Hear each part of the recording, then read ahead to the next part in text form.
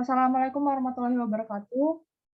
Di sini kami dari kelompok 3 pengantar manajemen akan mempresentasikan terkait materi motivasi. Next slide. Anggota kelompok kami yang pertama yakni Rizky Agung, Salsa Satta, Zakiatur Rohma, Rizky Ardin, Markus Dolbay, dan Arneta Titis. Next slide.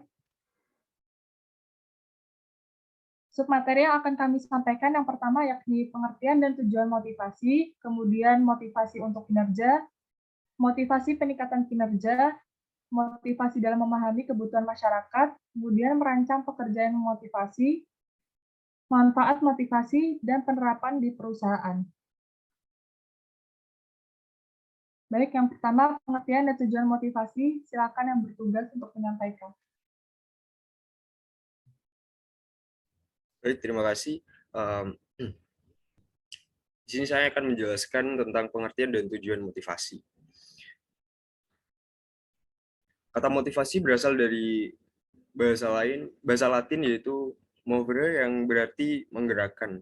Jadi singkatnya motivasi merupakan suatu tindakan yang merangsang seseorang untuk melakukan tindakan yang diinginkan. Ada juga pengertian motivasi menurut para ahli, yaitu yang pertama dari Melayu SP Hasibuan. Motivasi adalah pemberian daya penggerak yang menciptakan kegairahan kerja seseorang agar mereka mau bekerja sama, bekerja efektif, dan terintegrasi dengan segala daya upayanya untuk mencapai kepuasan. Berikutnya, menurut Anwar Prabu Mangkunegara, motivasi adalah kondisi yang menggerakkan pegawai agar mampu mencapai tujuan dari motifnya. Terakhir, dari Marihot Tua Effendi Haryanya, motivasi adalah faktor-faktor yang menggerakkan dan mendorong perilaku atau keinginan seseorang.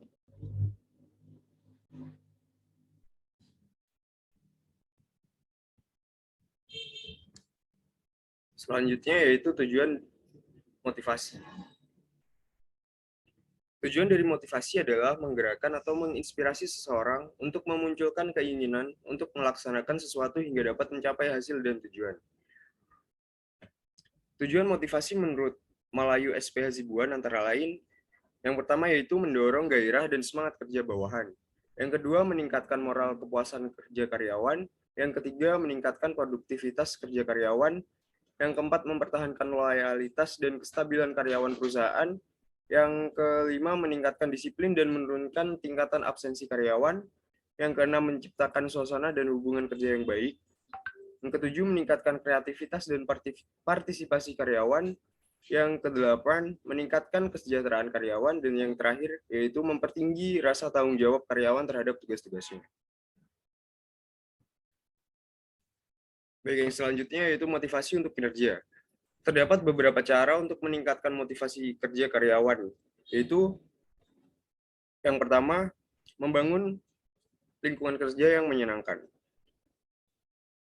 Salah satu cara membangun lingkungan kerja yang menyenangkan yaitu dengan menata ruang dengan rapi dan meradik, atau dapat membuat ruang santai yang dapat digunakan karyawan untuk sekedar berkumpul dan mengobrol. Yang kedua, memberikan bonus atau reward. Pemberian bonus bertujuan untuk merangsang semangat kerja karyawan untuk bekerja. Selain itu, ini merupakan upaya perusahaan untuk menghargai hasil kerja karyawan untuk mendorong karyawan bekerja lebih keras dan menghasilkan lebih banyak untuk perusahaan. Selanjutnya, membangun komunikasi yang baik dan menyenangkan.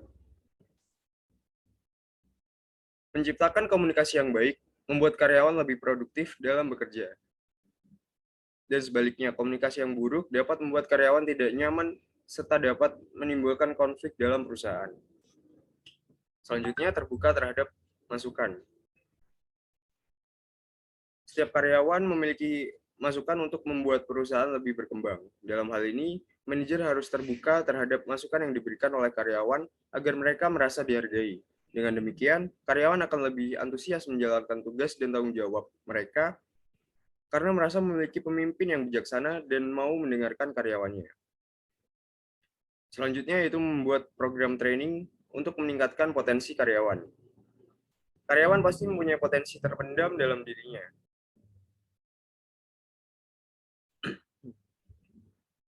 Dengan adanya program training, memungkinkan karyawan untuk mengembangkan potensi yang ada dalam dirinya, yang tentu juga akan berguna untuk perusahaan.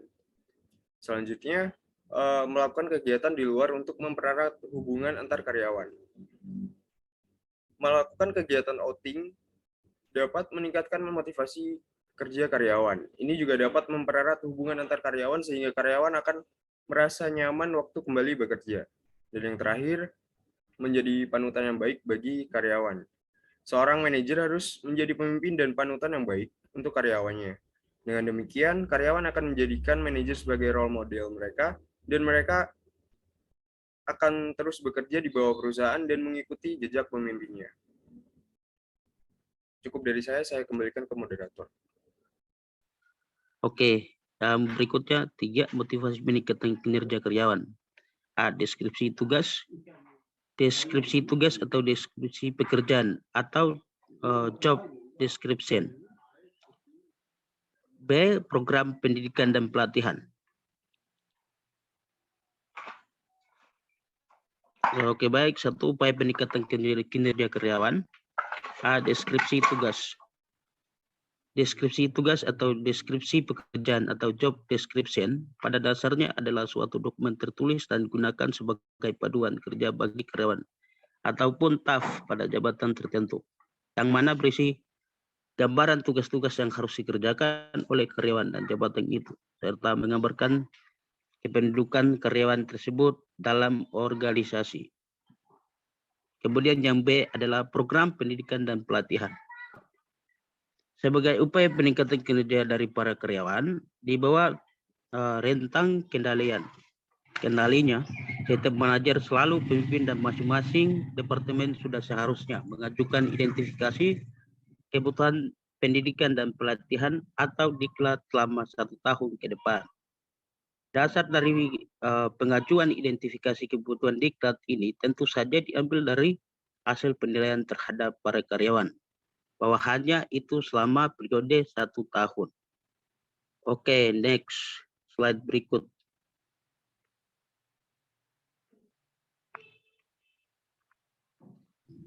Baik, di sini saya akan menjelaskan terkait tentang motivasi dalam memahami kebutuhan masyarakat. Terdapat 3 teori. Yang pertama adalah kebutuhan Maslow hierarki, kemudian teori ERG Alderfer, dan kebutuhan McLean. Next slide. Baik, yang pertama teori Maslow hierarki. Kebutuhannya adalah yang pertama fisiologis, di mana fisiologis terdiri dari seperti makanan, air, dan tempat tinggal. Kemudian yang kedua ada keselamatan atau keamanan yang berisi tentang perlindungan terhadap ancaman dan deprivasi. Yang ketiga ada sosial seperti persahabatan, kasih sayang, rasa memiliki, dan cinta. Kemudian yang keempat ada ego, yakni kemandirian, prestasi, kebebasan, status, pengakuan, dan harga diri. Kemudian yang terakhir ada aktualisasi diri, seperti menyadari potensi penuh seseorang menjadi segala sesuatu yang seseorang mampu. Teori berikutnya adalah ERG Alderfer, yakni mengendalikan 3 set kebutuhan. Yang pertama adalah keberadaan, yakni semua keinginan material dan fisiologis. Kemudian yang kedua keterkaitan, yakni melibatkan hubungan-hubungan dengan orang lain dan puas melalui proses saling berbagi pikiran dan perasaan. Yang ketiga pertumbuhan, yakni memotivasi orang untuk mengubah diri mereka sendiri atau lingkungan mereka. Teori yang terakhir adalah dari teori McLean. Yang pertama adalah kebutuhan untuk berprestasi dicirikan oleh orientasi yang kuat terhadap pencapaian dan obsesi dengan kesuksesan serta pencapaian tujuan. Kemudian yang kedua, kebutuhan berafiliasi, yakni mencerminkan keinginan yang kuat untuk berinteraksi dengan orang lain.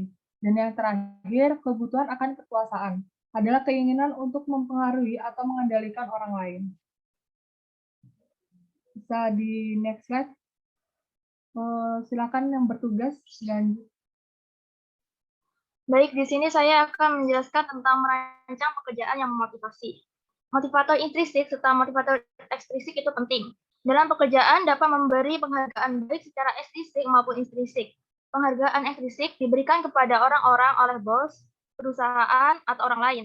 Sebaliknya, seseorang memperoleh penghargaan intrinsik langsung dari melakukan pekerjaan itu sendiri. Nah, di dunia orang dewasa yang bekerja, kedua jenis penghargaan itu bersama-sama dapat memotivasi dengan kuat. Setiap orang yang mengharapkan imbalan ekstrinsik untuk pekerjaan mereka akan menjadi lebih termotivasi saat melakukan pekerjaan dan penghargaan intrinsik sangat penting untuk memotivasi yang mendorong kreativitas. Beberapa cara untuk merancang pekerjaan yang memotivasi yaitu ada rotasi pekerjaan, pembesaran, dan pengayaan. Next slide. Nah, ini cara untuk merancang pekerjaan yang memotivasi. Yang pertama yaitu rotasi pekerjaan. Rotasi pekerjaan yaitu perubahan dari satu tugas ke yang lain untuk meringankan kebosanan. Pekerja yang sebaliknya akan menghabiskan seluruh waktunya dalam satu tugas rutin, dapat alih-alih dipindah dari satu tugas ke tugas yang lainnya. Rotasi pekerjaan dimaksudkan untuk menghilangkan kebosanan dengan memberikan hal-hal yang berbeda pada waktu yang berbeda. Nah, yang kedua yaitu perluasan pekerjaan. Perluasan pekerjaan yaitu memberi orang tambahan tugas pada saat yang sama untuk menghilangkan kebosanan. Mirip dengan rotasi pekerjaan, di mana orang diberi tugas yang berbeda untuk dilakukan, tetapi rotasi pekerjaan melibatkan melakukan satu tugas pada satu waktu dan mengubah ke yang berbeda tugas pada waktu yang berbeda. Sedangkan perluasan pekerjaan berarti bahwa pekerja memiliki banyak tugas di waktu yang sama. Jadi pekerjaan yang seseorang pekerja diperbesar, misal diberi tugas 2 kali lipat dari sebelumnya. Kemudian yang ketiga yaitu pengayaan pekerjaan. Pengayaan pekerjaan yaitu mengubah tugas untuk membuatnya lebih bermanfaat, memotivasi, dan memuaskan. Praktik ini memberi orang tidak hanya lebih banyak tugas, tetapi juga tingkat yang lebih tinggi, seperti dapat membuat keputusan yang lebih penting. Pendekatan pertama untuk pengayaan pekerjaan yaitu dengan teori 2 faktor Herzberg, diikuti oleh model Heckman dan Oldham. Next slide.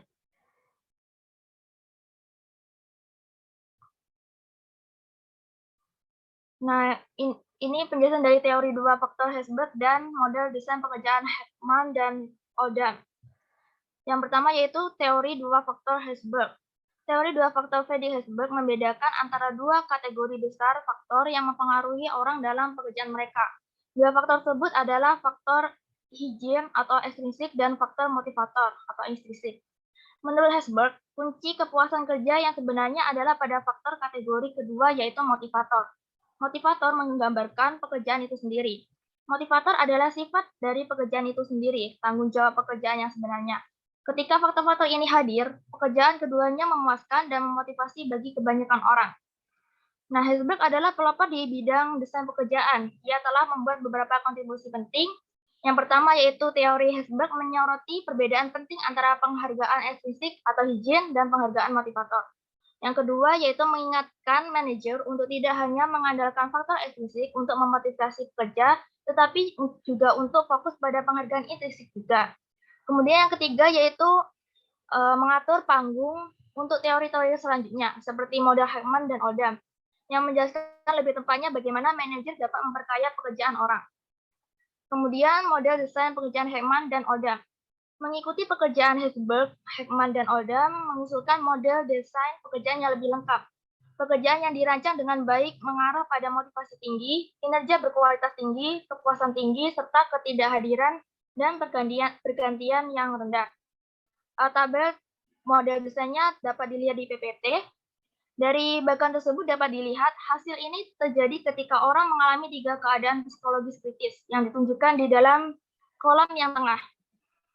Dalam kolom tengah tersebut dapat dilihat mereka percaya bahwa mereka melakukan sesuatu yang berarti karena pekerjaan mereka penting bagi orang lain. Yang kedua, mereka merasa bertanggung jawab secara pribadi atas hasil pekerjaan. Yang ketiga, mereka belajar seberapa baik mereka melakukan pekerjaan mereka. Nah, keadaan psikologis ini terjadi ketika orang mengerjakan pekerjaan yang diperkaya, yaitu pekerjaan yang menawarkan 5 dimensi pekerjaan inti. Seperti yang di bagian tersebut dapat dilihat, yaitu yang pertama yaitu variasi keterampilan.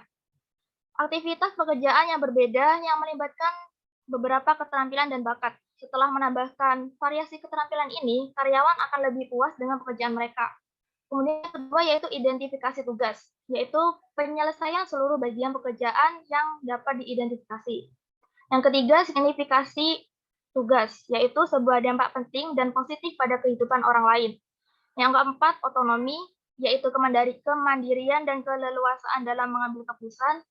Yang kelima yaitu umpan balik, yaitu informasi penting tentang kinerja pekerjaan. Banyak perusahaan memberikan informasi tentang produktivitas, jumlah penolakan, dan indikator kinerja lainnya.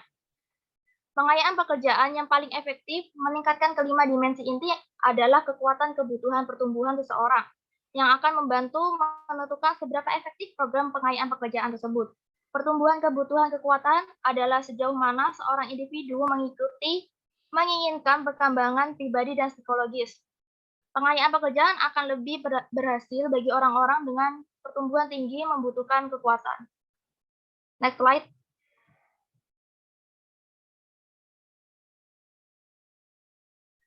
Kemudian pemberdayaan. Pemberdayaan adalah proses berbagi kekuasaan dengan karyawan, sehingga meningkatkan kepercayaan diri mereka pada kemampuan mereka untuk melakukan pekerjaan mereka dan keyakinan mereka bahwa mereka adalah kontributor berpengaruh bagi organisasi. Pemberdayaan mengubah keyakinan karyawan dari merasa tidak percaya menjadi sangat percaya dalam efektivitas pribadi mereka sendiri. Nah, hasilnya adalah orang-orang lebih sepenuhnya berinvestasi dan terlibat dalam pekerjaan mereka secara fisik, kognitif, dan emosional. Mereka mengambil lebih banyak inisiatif dan bertahan dalam mencapai tujuan dan visi pemimpin mereka, bahkan dalam menghadapi rintangan. Pada akhirnya dikelola dengan baik, mereka dan unit mereka tampil di tingkat yang lebih tinggi. Nah, untuk mendorong pemberdayaan, manajemen harus menciptakan lingkungan di mana semua karyawan merasa memiliki pengaruh nyata atas standar kinerja dan efektivitas bisnis dalam area tanggung jawab mereka. Baik, selanjutnya akan dijelaskan oleh teman saya. Baik, terima kasih. Yang keenam adalah manfaat motivasi untuk mencapai keadilan, kepuasan, dan kesejahteraan. Yang pertama yaitu menilai ekuitas. Teori ekuitas menyatakan bahwa orang membandingkan rasio hasil mereka sendiri dengan input terhadap rasio hasil masukan dari beberapa orang pembanding. Orang pembanding ini bisa menjadi sesama siswa, rekan kerja, bos, atau skala gaji rata-rata industri. Jika rasionya setara, orang percaya hubungan itu adil. Ekuitas menyebabkan orang puas dengan perlakuan mereka. Orang yang percaya atau rasionya lebih rendah dari yang lain akan merasa diperlakukan dengan tidak adil. Ketidakadilan menyebabkan ketidakpuasan dan mengarah pada upaya untuk mengembalikan keseimbangan hubungan. Penilaian ekuitas tidak dilakukan secara objektif, tetapi dilakukan secara subjektif. Yang kedua yaitu memulihkan ekuitas. Orang-orang yang merasa diperlakukan tidak adil dan tidak puas termotivasi untuk melakukan sesuatu untuk memulihkan ekuitas. Mereka memiliki sejumlah opsi untuk mengubah rasio atau mengevaluasi kembali situasi dan memutuskan untuk keadilan. Persamaan ekuitas yang ditunjukkan sebelumnya menunjukkan pilihan seseorang untuk memulihkan ekuitas. Orang yang merasa diperlakukan secara tidak adil dapat mengurangi masukan mereka dengan memberikan lebih sedikit usaha, tampil di tingkat yang lebih rendah, atau berhenti. Di sisi positif, karyawan juga dapat melakukan upaya ekstra untuk menjaga situasi yang adil bagi kelompok. Ketika karyawan melihat rekan-rekan mereka bekerja keras untuk memenuhi yang penting batas waktu, mereka mungkin cenderung bekerja lebih keras sendiri. Cara lain untuk memulihkan fokus ekuitas pada perubahan rasio orang lain, seseorang dapat mengurangi hasil orang lain. Seorang karyawan dapat menyabotase pekerjaan untuk menciptakan masalah bagi perusahaannya atau bosnya. Seseorang dapat mengubah persepsinya tentang input atau hasil. Hal ini juga memungkinkan untuk meningkatkan masukan orang lain, terutama dengan mengubah persepsi. Dengan demikian, seseorang dapat mengembalikan ekuitas dalam beberapa cara dengan dilakukan perseptual, mengubah input dan hasil. Yang ketiga yaitu keadilan prosedural. Manajer membuat keputusan yang memiliki hasil yang lebih menguntungkan bagi sebagian orang. Mereka yang memiliki hasil yang menguntungkan akan senang, sedangkan mereka yang memiliki hasil yang lebih buruk tidak akan senang. Tapi para manajer yang ingin memecahkan masalah ini dengan orang-orang yang mereka sukai atau hormati atau ingin menjaga dan memotivasi masih dapat mengambil tindakan untuk mengurangi ketidakpuasan. Kuncinya adalah agar orang percaya bahwa manajer memberikan keadilan prosedural, menggunakan proses yang adil dalam pengambilan keputusan. Ketika orang melihat keadilan prosedural, mereka lebih mungkin untuk mendukung keputusan dan pengambilan keputusan. Lalu yang keempat, kualitas kehidupan kerja. Kualitas kehidupan kerja adalah konsep yang berusia puluhan tahun tetapi masih sangat berguna. Kualitas kehidupan kerja program ini menciptakan tempat kerja yang meningkatkan kepuasan kerja karyawan dan secara keseluruhan mensejahterakan fisik dan mental. Tujuan umum dari program ini adalah untuk memenuhi sepenuhnya berbagai kebutuhan karyawan. Mempromosikan program ini adalah penyebab sosial dan politik yang muncul awalnya dari pembentukan masyarakat demokratis dan hak asasi manusia dasar. Secara tradisional, kualitas kehidupan kerja memiliki ada 8 kategori. Yang pertama, kompensasi yang memadai dan adil. Yang kedua, lingkungan yang aman dan sehat. Yang ketiga, pekerjaan yang mengembangkan kapasitas manusia. Yang keempat, kesempatan untuk pertumbuhan dan keamanan pribadi. Yang kelima, lingkungan sosial yang menumbuhkan identitas pribadi, kebebasan dari prasangka, rasa komunitas, dan mobilitas ke atas. Yang keenam, konstitusionalisme atau hak privasi pribadi, perbedaan pendapat dan proses hukum. Yang ketujuh, peran kerja yang meminimalkan pelanggaran pada pribadi, rekreasi, dan kebutuhan keluarga. Dan yang kedelapan, tindakan organisasi yang bertanggung jawab secara sosial. Yang terakhir adalah kontrak psikologis. Hubungan antara individu dan organisasi yang memberi pekerjaan biasanya diformalkan dengan kontrak tertulis. Tetapi dalam pikiran karyawan ada juga kontrak psikologis.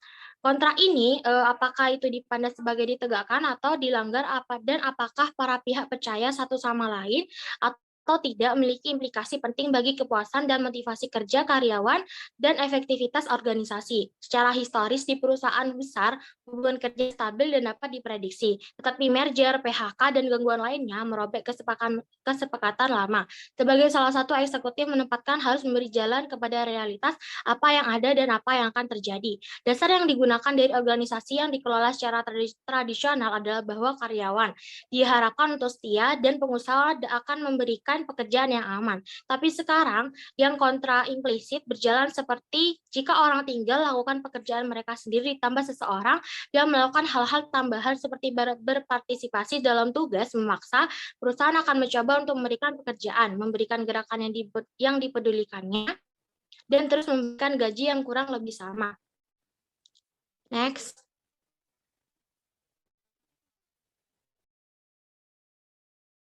Baik, selanjutnya di sini ada penerapan motivasi di suatu perusahaan. Kita dapat lihat di sini, dalam kasus ini dapat terlihat bahwa untuk meningkatkan semangat kerja, pihak perusahaan PLN perlu memberikan motivasi yang menarik agar jumlah kehadiran karyawannya meningkat, yaitu dengan memberikan hadiah undian bagi mereka yang rajin masuk bekerja. Cara ini sangat ampuh dilakukan untuk memberi semangat kepada karyawan. Karena contoh kasus di atas dapat memberikan solusi permasalahan ketidakhadiran karyawan yang dapat merugikan perusahaan.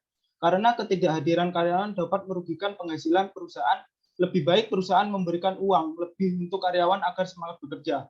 Karena faktor ekonomilah yang menyebabkan banyak karyawan PLN cabang Kabupaten Medung Kelabu memiliki cabang pekerjaan lain karena itu mereka jarang masuk ke kantor. Namun dengan kebijakan tersebut hendaknya kepala cabang memperhatikan pula dampak negatifnya. Seharusnya ia membuat kebijakan dengan sedikit himbauan agar masuk bekerja dan memberikan pekerjaan dengan hasil yang maksimal. Serta memberikan waktu untuk beristirahat bagi pegawainya yang sedang sakit. Motivasi yang diberikan oleh kepala cabang Kabupaten Medung Kelabu sudah bagus namun perlu diperbaiki lagi sistemnya agar lebih efektif dan maju. Next slide. Di sini analisis sesuai teori. Ada 2 teori, yaitu teori motivasi Abraham Maslow.